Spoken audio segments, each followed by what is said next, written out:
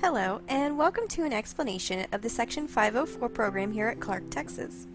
Let's start with a little background information. Section 504 is actually part of a larger piece of legislation called the Rehabilitation Act of 1973.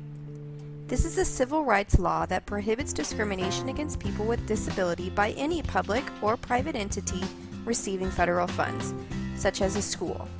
In that respect, it is very similar to the Americans with Disability Act, or ADA. This means that Clark has a duty to ensure that all students have equal access to both curricular and extracurricular activities for all students, regardless of physical or mental impairment. Many people often confuse special education services with those available to students under 504 plans.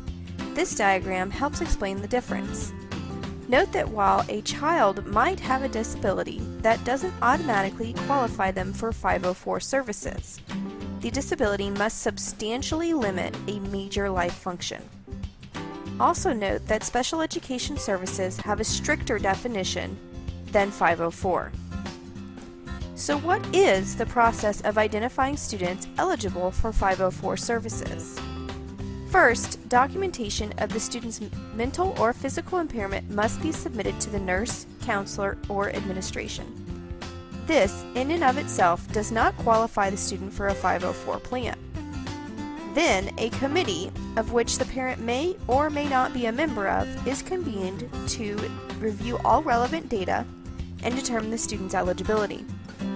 A student is eligible if they have a physical or mental impairment that substantially limits one or more major life activities. These can include, but are not limited to, breathing, reading, concentrating, thinking, or communicating. If the student is eligible for 504 services as determined by the committee, an accommodation plan is created with different environmental, behavioral, or instructional accommodations. If a student is found to be eligible but does not need accommodations, they will be placed on a monitor-only list and can be reevaluated regularly. The test here is whether the student will have equal opportunity to education as compared to a non-disabled student. Remember, the accommodations do not change the learning expectations for students.